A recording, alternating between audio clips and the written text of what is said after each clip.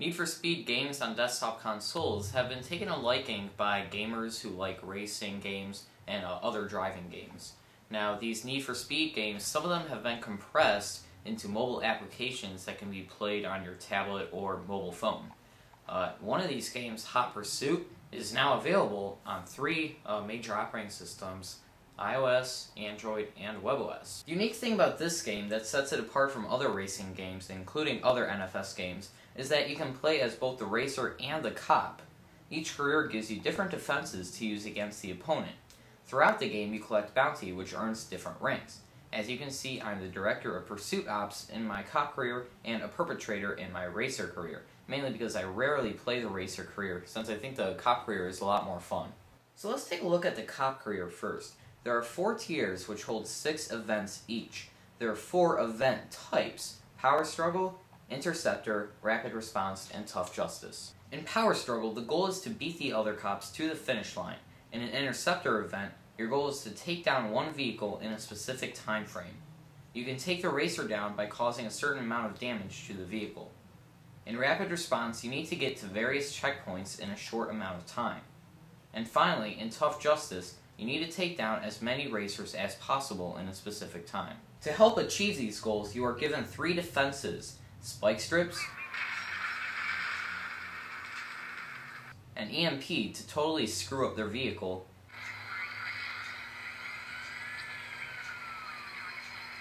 and the ability to initiate a roadblock. The defenses are not, however, available all the time and need a certain amount of time to reload before you can use them. Also, certain events will restrict you to only 1 or 2 defenses. Some events may not even give you any defenses to make it harder. As you make your way through the levels of the game by earning bounty, you unlock new cars. There are 15 levels and therefore 15 different cars to unlock. So this Nissan is the first car you were given, and you can work your way up to the Lamborghini, a car that you almost wouldn't mind being pulled over by. Now let's take a look at the racer career. Like the cop career, there are 4 tiers with 6 events in each tier.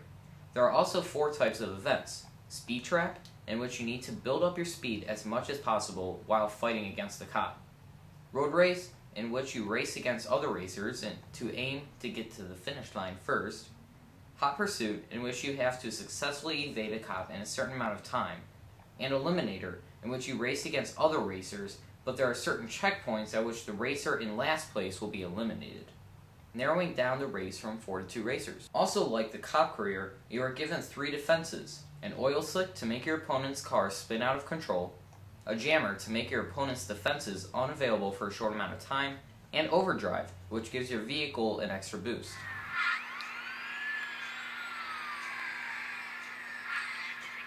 In the racer career, you again work your way up through the levels to unlock different cars.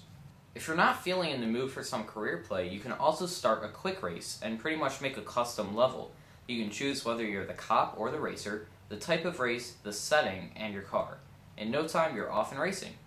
Hot Pursuit also has a local multiplayer feature so that you can play against someone who also has the app and is connected to the same Wi-Fi network as you. Keep in mind, though, that this is Wi-Fi multiplayer, not Bluetooth. Overall, I love this game, and I think it's a great buy. When I first bought this game, I was very addicted to it. Now, I'm not very addicted to it anymore, really, but I'm certainly not bored of it. There's a lot of levels to get through, and ever since I started playing the game, I pretty much invested all of my time into the cop career, and I still haven't passed all of the events or made my way through all the levels. I have 1 more level, and I think I have like 4 more events to pass. And I haven't really started the racer career. I started playing it just for purposes of the review, and I got through 4 of the events, and there's still so many tiers to get through still, so it's certainly not a boring game. It's not a small game, and for the money, you do get a lot of levels and a lot of play time to get through, so it is pretty much worth it. I love the accelerometer support in the game. The control is actually really smooth and responsive.